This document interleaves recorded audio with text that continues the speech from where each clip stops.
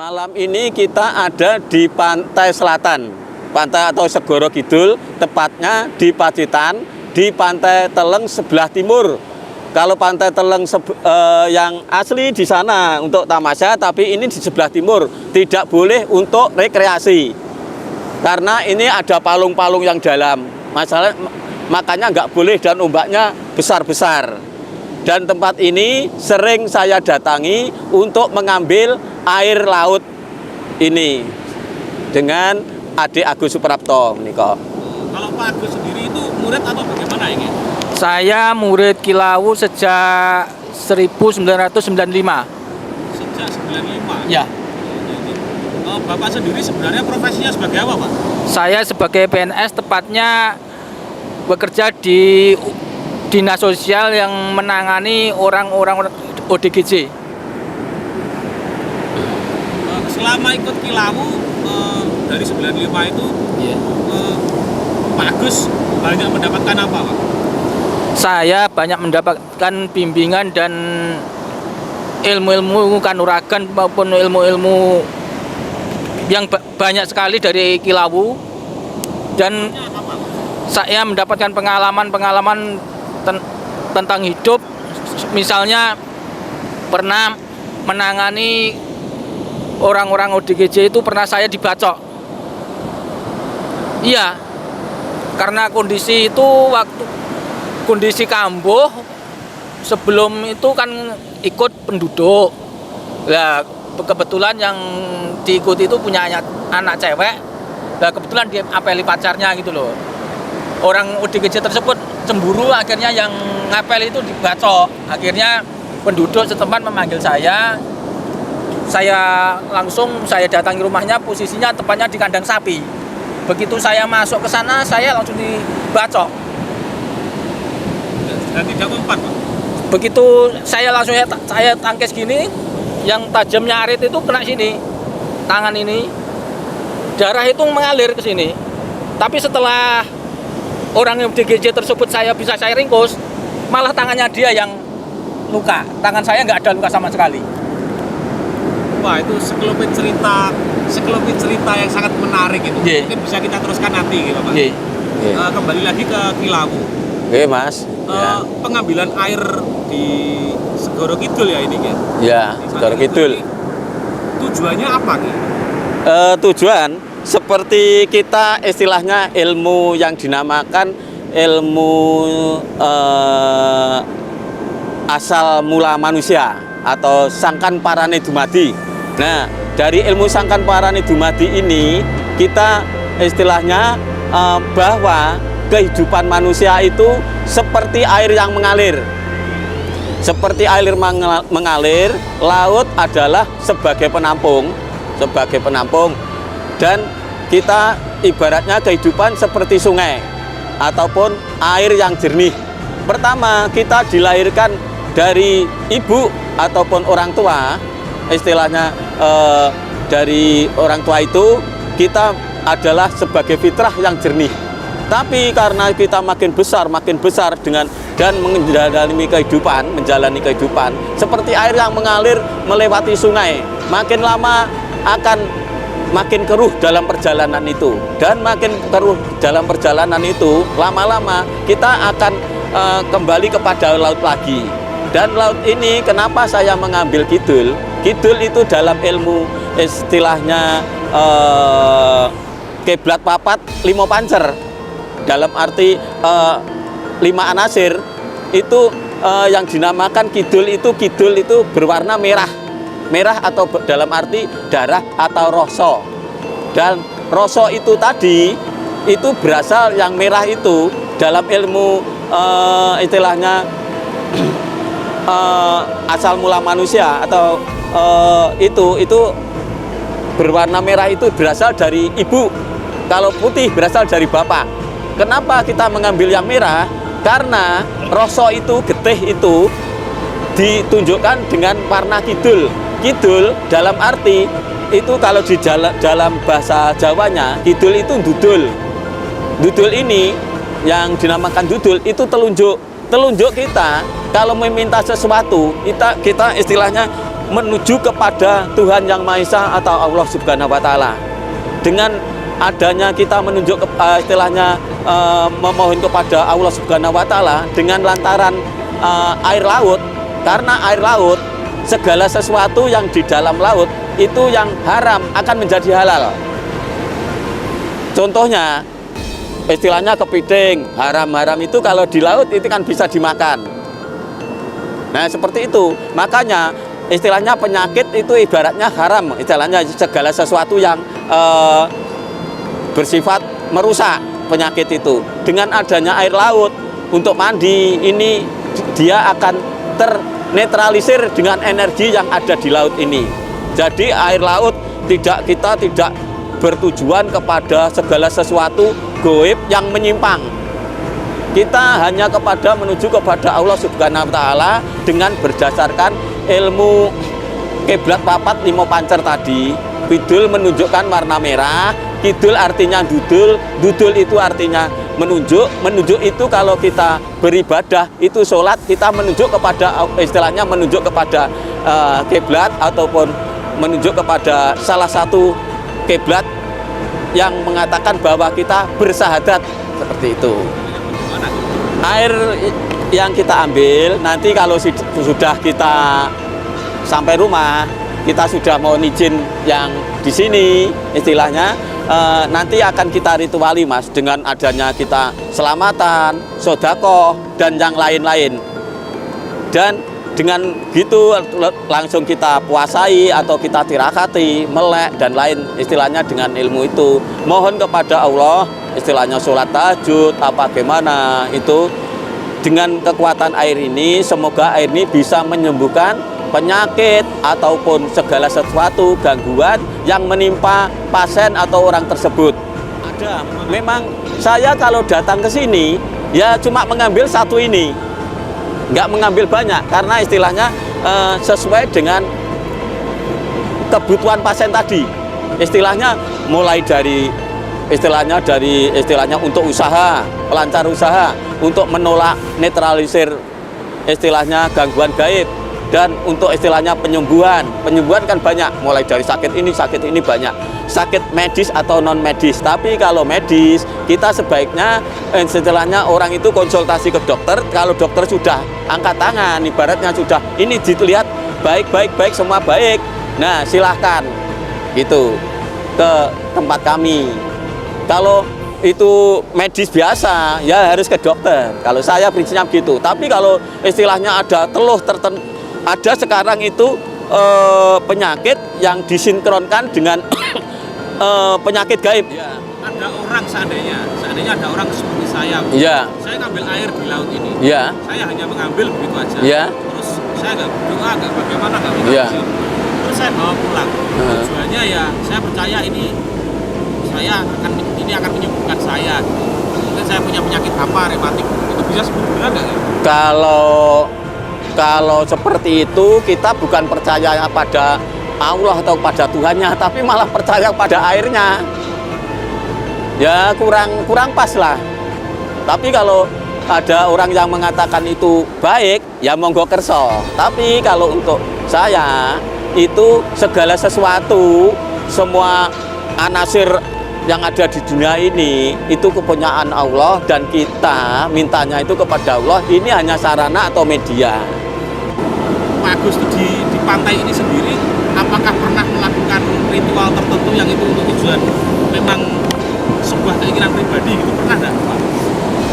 Biasanya saya menderek Kilawu untuk ikut mengambil airnya saja Mas. Kalau untuk ritual sendiri nggak pernah, saya hanya mengikuti Kilawu saja. Dalam hal ini Pak Agus sendiri pernah nggak dibantu oleh Kilawu dengan sarana dan prasarana air dari pantai ini?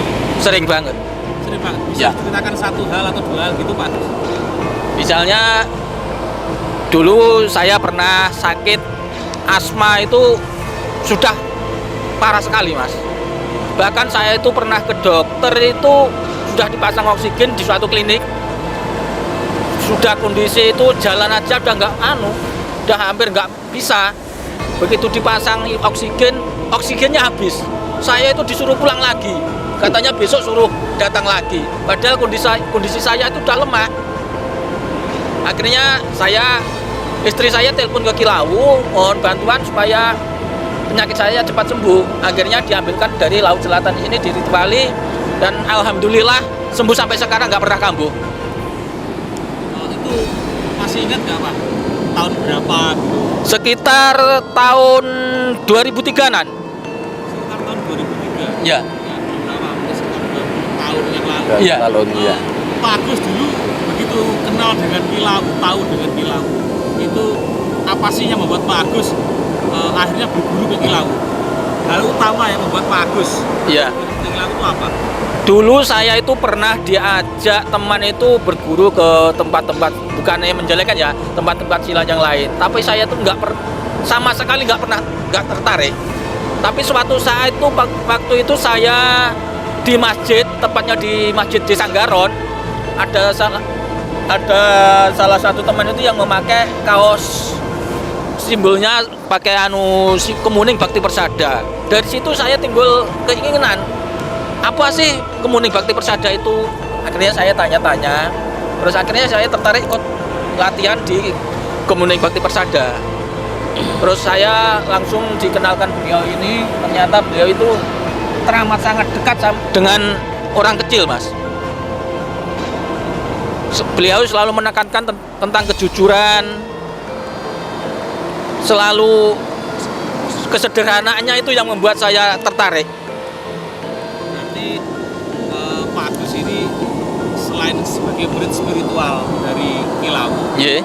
Pak Agus juga merupakan murid dari perguruan yang dimiliki oleh Kilawu. Ye. Sejak saya disahkan tahun 1995.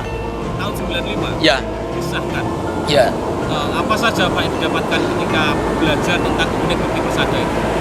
Banyak sekali Mas pengalaman tentang keilmuan dari Kilawu ini.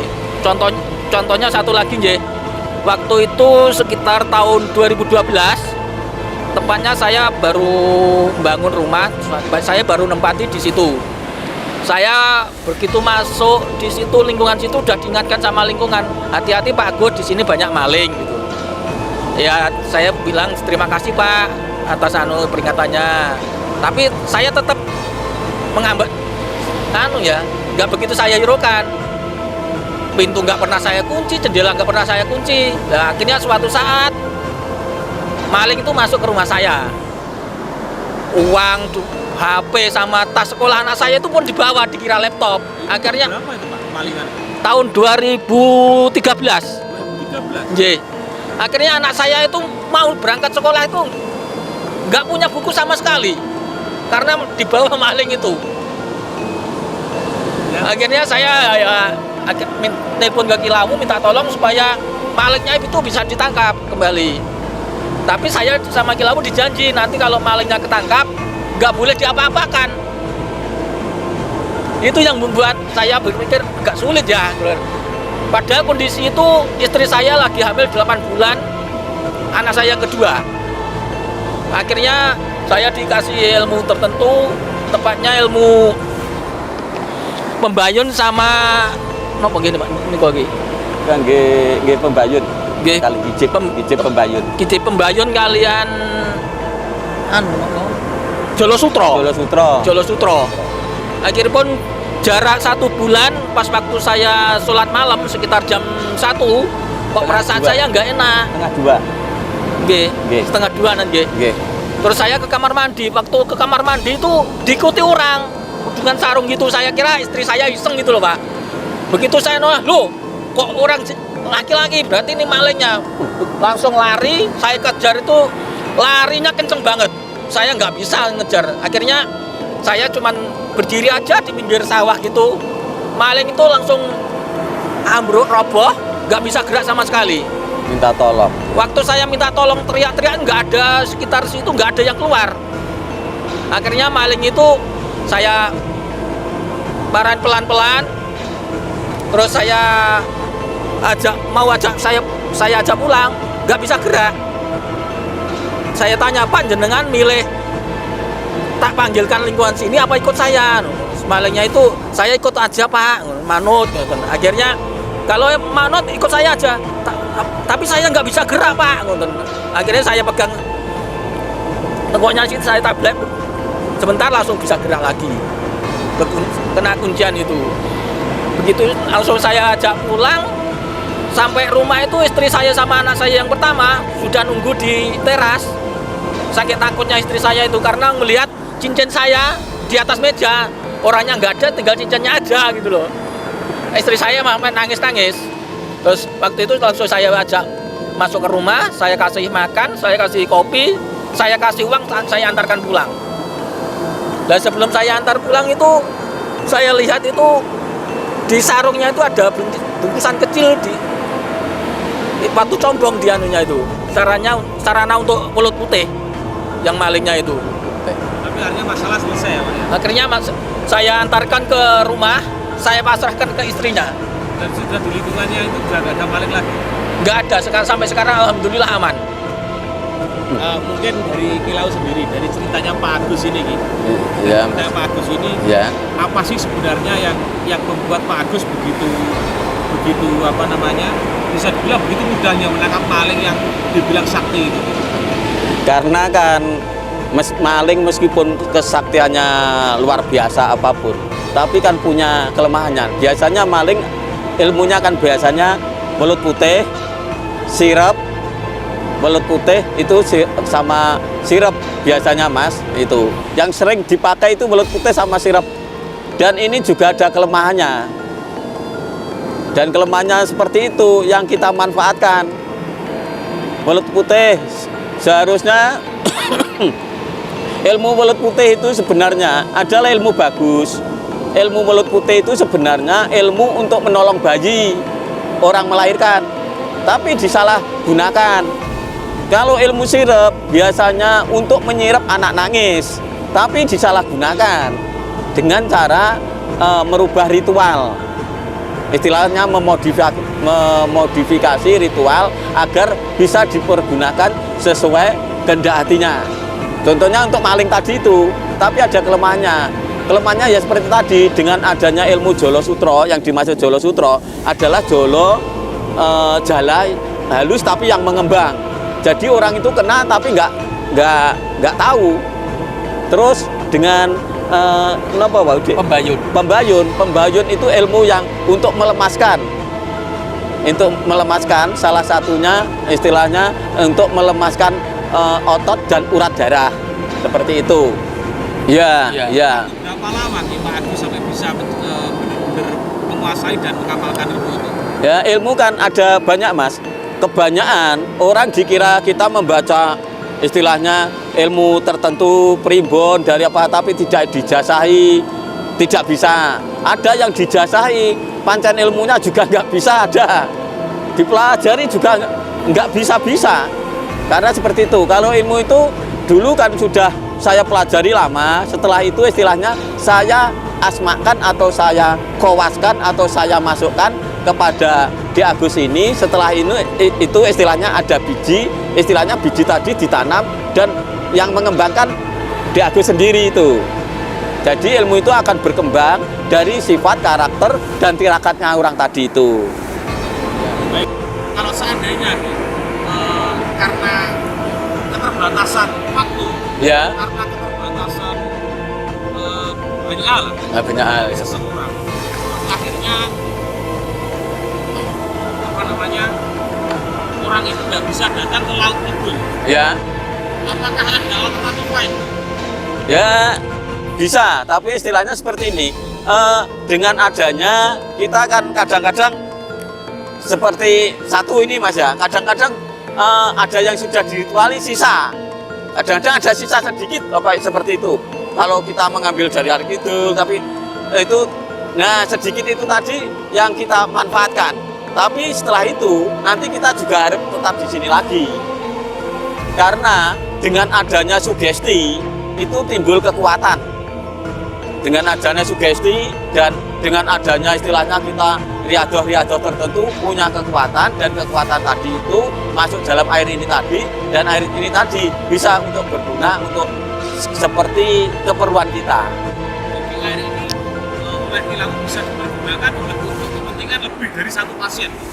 Kalau ini sudah satu, Mas. Sudah satu. Setiap pengambilan air di sini hanya untuk satu pasien. Satu pasien saya. Nggak pernah terus bawa sak rentengan. Kalau bawa sak rentengan, karuan bawa aja jerigen gede. Seperti itu. Kita tidak. Karena satu permohonan saya mintanya juga satu itu. Saya tangani secara serius. Nggak istilahnya nggak geramjangan, nggak geramjangan. Karena konsentrasi kita kepada yang satu itu aja kita sulit, apalagi kita memohonkan banyak orang kepada Allah. Belum tentu, istilahnya belum tentu kita bisa. Mungkin ada pesan-pesan khusus tentang pemanfaatan air dari Segoro Kidul ini oleh kilau, pesan-pesan khusus. Iya, air Segoro Kidul bisa dimanfaatkan untuk menetralisir efek santet jahat apapun bisa. Karena orang yang istilahnya dudul-dudul kita, istilahnya yang ngeluh-ngeluh kita, itu bisa dinetralisir seperti ini. Untuk segala sesuatu, untuk usaha bisa. Karena apa? Ilmu usaha itu kan berdasarkan ini air laut mengandung asin. Asin kan di dalam ilmu sangkan parang dumadi itu ada pada keringat kita. Jadi seseorang yang begitu istilahnya sampodo keringete juga akan tertarik pada kita. Dan ilmu bisa untuk ilmu jaga diri, karena apa? Begitu jaga diri usaha itu dengan adanya laut ini, istilahnya segala sesuatu akan nampak seperti laut, istilahnya seperti itu. Dan untuk usaha, istilahnya untuk kerezekian bisa, karena segala sesuatu di laut itu tempatnya berkumpul, istilahnya makhluk-makhluk Tuhan seperti ikan dan yang lain kan ada di laut. Seperti itulah istilahnya Allah itu menunjukkan kebesarannya di situ. Jadi kita tidak terfokus pada airnya, tapi kita terfokus pada istilahnya yang membuat air ini. Tapi dengan kekuasaan Allah, seperti kita ini, Mas, meskipun air hebatnya seperti apa, tapi kalau Allah itu tidak mengizinkan, ya percuma, nggak ada gunanya. Ibaratnya seperti kita itu dalam pewayangan, kita itu wayang. Meskipun sehebat-hebat wayang, ilmu punya Gatotkaca bisa miber, tapi kalau istilahnya itu tidak digerakkan oleh dalangnya, ya seperti wayang yang nggak bisa apa-apa. Manusia juga seperti itu. Makanya segala sesuatu itu milik Allah Subhanahu wa Ta'ala mutlak. Kita hanya istilahnya sak dermo nglakoni.